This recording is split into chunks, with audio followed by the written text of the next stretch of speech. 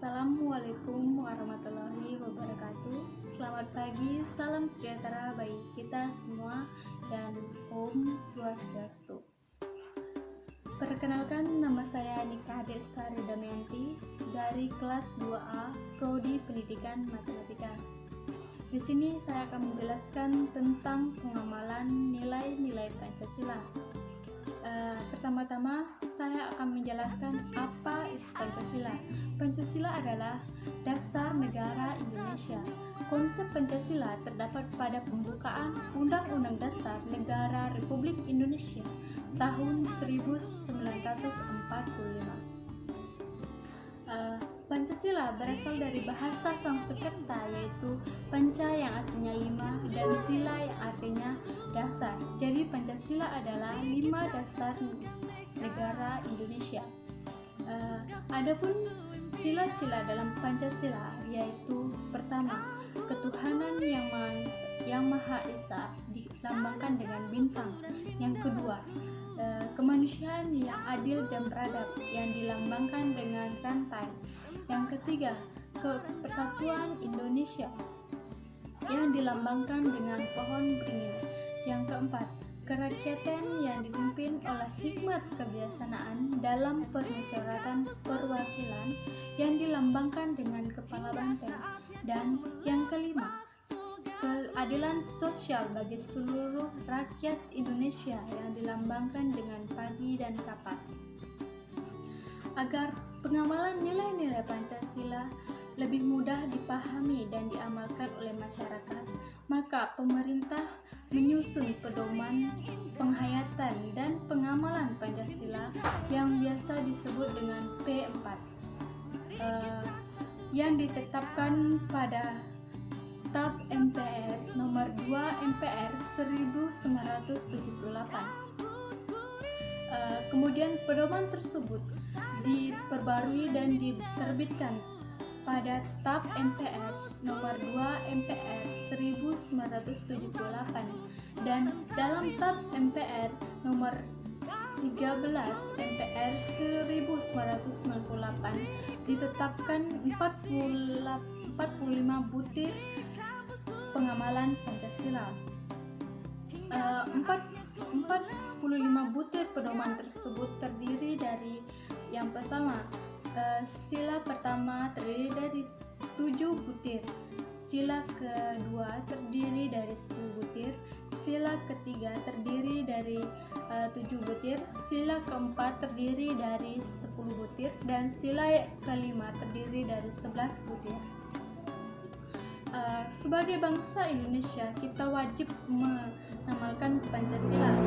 Pada hakikatnya, pengamalan Pancasila meliputi pengamalan sebagai pandangan hidup dan pengamalan sebagai dasar negara. Pengamalan sebagai pandangan hidup dikenal sebagai pengamalan yang subjektif, yaitu pengamalan hidup sehari-hari sesuai dengan nilai Pancasila. Baiklah, saya akan menjelaskan apa makna-makna dari sila-sila dalam Pancasila. Yang pertama yaitu yang berbunyi ketuhanan yang Maha Esa. Dalam sila ini bermakna yaitu satu, bangsa Indonesia menyatakan kenyataan dan takwanya terhadap Tuhan yang Maha Esa. Yang kedua, mengembangkan sikap hormat menghormati dan bekerjasama antara pemeluk agama dengan penganut kepercayaan yang berbeda-beda terhadap Tuhan yang Maha Esa. Yang ketiga, membina kerukunan hidup di antara sesama umat beragama dan kepercayaan terhadap Tuhan yang Maha Esa. Yang sila kedua yaitu kemanusiaan yang adil dan beradab.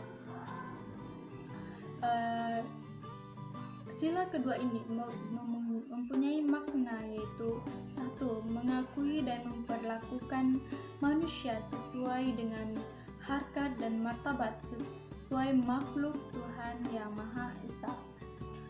Yang kedua, mengembangkan sikap saling mencintai sesama makhluk.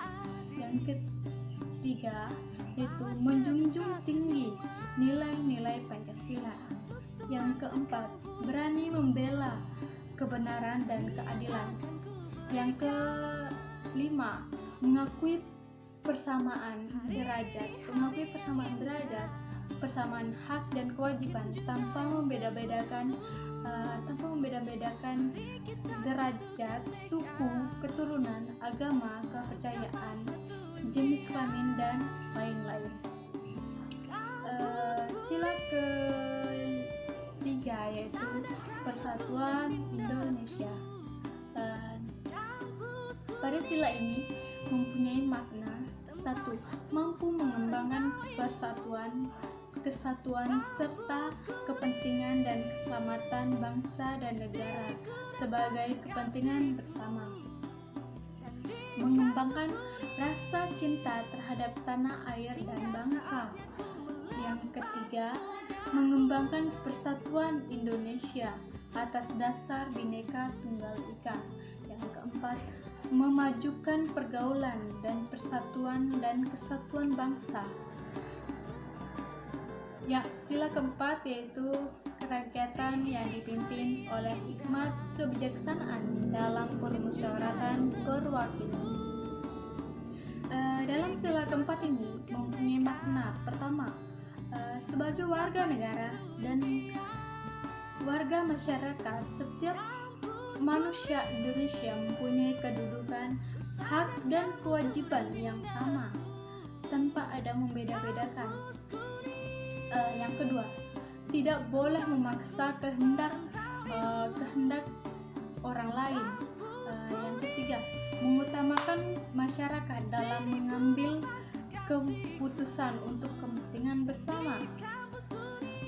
Yang keempat, musyawarah dilakukan dengan akal sehat, dengan hati nurani yang luhur. Baiklah, kita melangkah pada sila kelima, yaitu keadilan sosial bagi seluruh rakyat Indonesia. Dalam sila kelima ini mempunyai makna: pertama, mengembangkan sikap adil terhadap sesama. Yang kedua, menjaga keseimbangan terhadap hak dan kewajiban. Yang ketiga, suka memberi pertolongan kepada orang lain agar dapat berdiri sendiri. Yang keempat, mengembangkan perbuatan yang luhur, yang mencerminkan sikap dan suasana kekeluargaan dan kegotong royongan. Yang kelima, menghormati orang lain. Baiklah, saya akan menyimpulkan